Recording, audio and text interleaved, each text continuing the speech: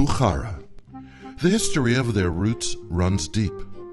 Their name comes from the former Central Asian Emirate of Bukhara, which once had a sizable Jewish community. Bukharian Jews speak Bukhari as their primary language, a Tajiki Persian language mixed with Hebrew words.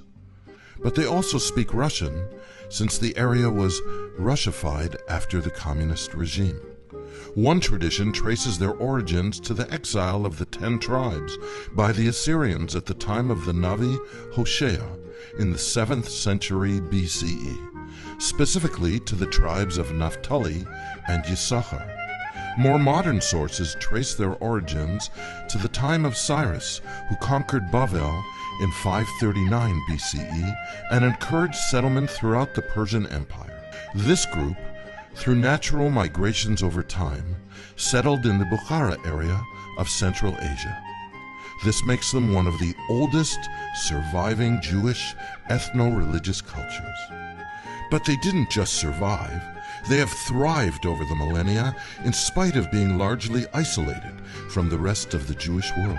Moreover, they have been a distinct minority in a region that has been buffeted by constant political and religious turmoil, starting with Alexander the Great in 331 BCE and ending in modern fundamental Islamic terrorism. In spite of the varying degrees of economic, religious, and physical oppression, they have persevered both religiously and financially. This is a testament to the incredible resilience of these people. More recently, with the collapse of the Soviet Union and the rise of Islamic fundamentalism, Bukharian Jews have been forced to leave their Central Asian home of over 2,500 years forever. There are almost no Bukharian Jews left in Uzbekistan, Tajikistan, and the associated regions. They have largely settled in Eretz Yisrael, where there are over 100,000 Bukharian Jews. In the United States, where there are over 70,000, including 50,000 in Queens, New York, and much smaller numbers in cities around the world. Interestingly, the third largest group of Bukharian Jews in a single city is right here in the GTA, with a growing population of over 1,500 individuals in 350 families. The story of the Toronto Bukharian Jewish community is both amazing and inspiring, mirroring in some ways what happened to European Jews who arrived here after the war. This is the incredible story of the Bukharian Jewish community in Toronto. In 1990, Bukharian Jews started arriving in Toronto. They were only about 15 families, scattered and disorganized and facing a strong threat of assimilation. As the community grew with continued immigration, it became stronger. By 1998, a small group of leaders decided that steps needed to be urgently taken to preserve Bukharian traditions, culture, and language. They created the Center of Bukharian Jews, under the tutelage of the Jewish Russian Community Center. Only 5 years later, the community had grown to about 150 families. And although they organized some community events, religious observance was almost non-existent. They realized they needed a spiritual leader, a Bukharian rabbi. 2003 was a watershed year. In May, they officially established their own non-profit organization, and the Jewish Bukharian Center of Toronto was established. Rav Elyashiv contacted Rav Avram Khan, and together they went to seek advice from Rav Aaron Leib Steinman Zatzal. Rav Steinman said, "We may not allow an entire Shevet of Klal Yisrael to be lost. You must get involved."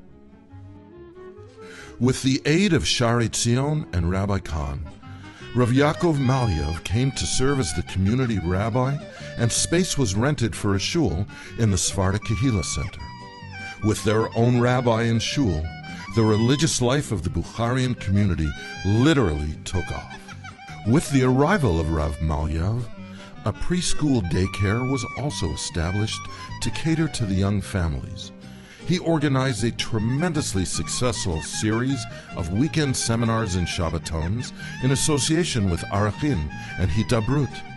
In order to follow up after the seminars, many lectures and classes were given in English, Hebrew, and Russian for different ages, and as a result, religious observance in the community started to flourish year after year, especially in the young and middle-aged families. More recently, as the community has continued to develop, a kollel has been established to service the needs of the more advanced students. Since many Bukharian families began settling in the Thornhill Woods area north of Toronto, a northern minyan was established in Rav Malyev's home at 144 Birch Avenue. Moreover, with the generous support of the Jakubowicz and Cohn families, the Menachem Tzvi Jakubowicz Learning Center was established. As a testament to its success, hundreds and hundreds have participated in after-school youth programs for teenagers, various young adult sessions, and special events for adults and couples. Over 360 women attended regular Rosh Chodesh programming, and every month, no less than 70 women attend the monthly challah baking event. By 2012, it was obvious that the community now required a second rabbi to help lead the original minyan at the Kehillah Center and to deal with the teenage and young adult population.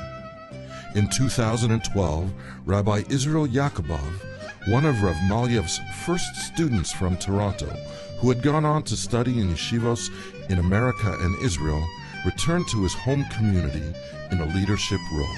Since his arrival,